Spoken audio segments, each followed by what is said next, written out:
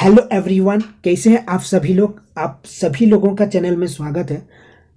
Active and passive voice का ये third part है। अगर आप अभी तक फर्स्ट पार्ट और सेकंड पार्ट को नहीं देखे हैं तो नीचे इसका लिंक दिया हुआ है, आप जाइए और फर्स्ट पार्ट और सेकंड पार्ट को देख लीजिए, क्योंकि फर्स्ट पार्ट में प्रेजेंट को कवर किया गया है और सेकंड पार्ट में पास्ट को कवर किया गया है कि किस तरह से आप पहचानेंगे और उसका पैसिव फॉर्म बनाएंगे।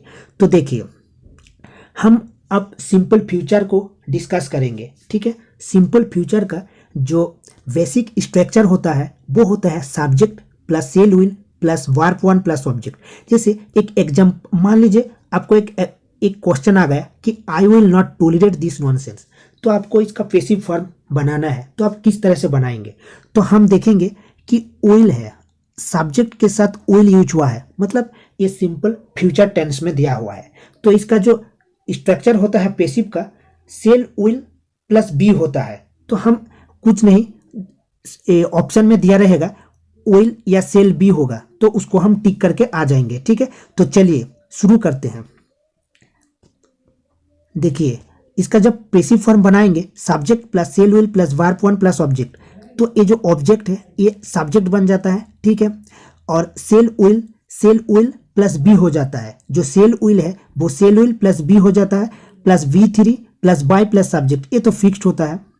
V3 प्लस बाई, वॉइस में टेंस चेंज नहीं होता है, याद रखिएगा। सेल विल है तो सेल विल प्लस बी हो जाएगा। देखिए, अभी जो मॉडर्न इंग्लिश चल रहा है, आई के साथ विल का यूज हो रहा है। तो जैसे एक एग्जाम्पल के थ्रू हम समझते हैं। यहाँ पर एग्जाम्पल दिया हुआ है, I will not tolerate this nonsense. तो इसका जब हम पैसिव फॉर्म बनाएंगे तो दिस नॉनसेंस हो जाएगा सब्जेक्ट, दिस नॉनसेंस, फिर विल का यूज किया गया है इसलिए विल नॉट बी, नेगेटिव में है इसलिए will not be, plus V3 plus by plus subject, tolerated by me. Nominative case और ऑब्जेक्टिव केस अगर आपको नहीं पता है तो फर्स्ट पार्ट में डिस्कस किया गया है। ठीक है, I will not tolerate this nonsense, इसका पैसिव फॉर्म होगा this nonsense will not be tolerated by me. Second example के थ्रू हम और अच्छे से समझते हैं। I shall write a letter, I shall write a letter. तो इसका जब हम पैसिव बनाएंगे तो आ लेटर पहले आ जाएगा, आ लेटर। देखिए, आ लेटर सिंगुलर है इसलिए विल का यूज होगा, आ लेटर विल बी, क्योंकि जो पैसिव का स्ट्रक्चर होता है, जो पैसिव का स्ट्रक्चर होता है सिंपल फ्यूचर में सेल बी विल बी होता है, इसलिए a letter will be written by me. ये तो B3 हो जाएगा प्लस बाय। ठीक है, तो अब आगे बढ़ते हैं फ्यूचर कंटिन्यूअस टेंस में। फ्यूचर कंटिन्यूअस टेंस का जो स्ट्रक्चर होता है subject plus shall will plus be plus verb one plus ING plus object. याद रखिए, subject plus shall will plus be plus verb one plus ING plus object. ठीक है, इसका पैसिव फॉर्म नहीं होता है। देखिए, ING इसको हम बीइंग कर लेंगे और बी है, एक साथ नहीं होगा, इसलिए इसका पैसिव फॉर्म नहीं होता है। याद रखिएगा, फ्यूचर कंटिन्यूअस का पैसिव फॉर्म नहीं होता है। तो अब हम आगे बढ़ते हैं। ठीक है, अब हम आगे बढ़ते हैं फ्यूचर परफेक्ट टेंस।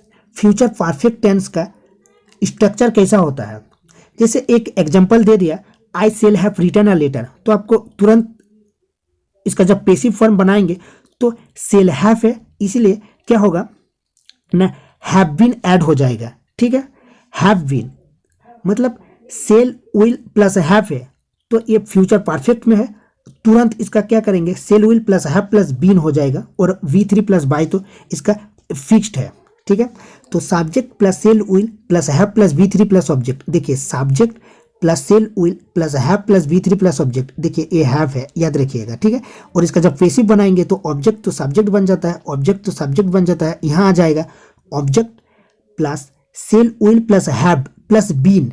याद रखिए, बीन होगा। ठीक है, पैसिव में देखिए सेल विल, यहाँ भी सेल विल होगा, have plus been plus V3 plus by plus subject. याद रखिए, पैसिव स्ट्रक्चर कैसा होगा, shall will plus have plus been, shall will plus have plus been, subject के अकॉर्डिंग होगा सेल और विल। ठीक है, जैसे एक एग्जांपल के थ्रू हम समझते हैं। ठीक है, एक एग्जांपल के थ्रू हम समझते हैं, जैसे I shall have written a letter. तो ये फ्यूचर परफेक्ट टेंस में दिया हुआ है, तो आ लेटर पहले आ जाएगा। क्यों, क्योंकि ये ऑब्जेक्ट है, ये ये सब्जेक्ट बन जाता है। आ लेटर सिंगुलर है इसलिए विल का यूज होगा, सेल यूज नहीं होगा। A letter will have been, क्योंकि सेल हैव है इसलिए will have been written by me. देखिए आ लेटर सिंगुलर है इसलिए यहाँ सेल था लेकिन यहाँ विल हो गया, क्योंकि इसके अकॉर्डिंग होगा a letter will have been written by me. फिर से मैं बता देता हूँ, जैसे यहाँ I shall have written a letter, ये फ्यूचर परफेक्ट में है क्योंकि सेल हैव है और V3 है, फ्यूचर परफेक्ट का स्ट्रक्चर है।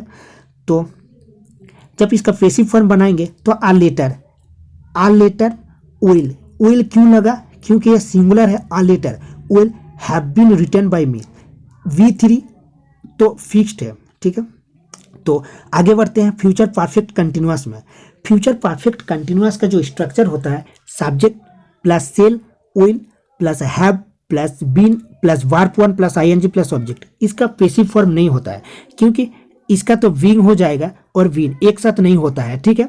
Subject plus shall will plus have been plus verb 1 plus ING plus object इसका स्ट्रक्चर होता है। अगर एग्जाम में आ जाए ऐसा क्वेश्चन कि इसका पैसिव बनाइए तो नो पैसिव वॉइस, ये नहीं बनेगा, ठीक है, याद रखिएगा, इसका स्ट्रक्चर को याद रखिएगा। तो मिलते हैं नेक्स्ट वीडियो में। नेक्स्ट वीडियो में हम कुछ क्वेश्चन डिस्कस करेंगे जो एग्जाम के लिए बहुत इंपॉर्टेंट है।